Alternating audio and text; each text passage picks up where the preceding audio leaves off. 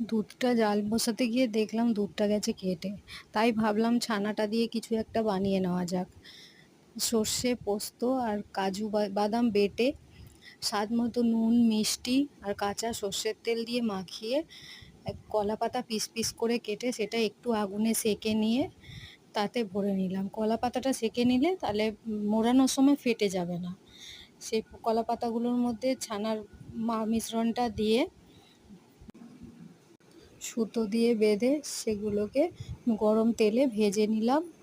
তারপরেই রেডি হয়ে গেল ছানার পাতুরি। গরম গরম ভাত বা পোলাওয়ের সাথে অসাধারণ খেতে লাগে।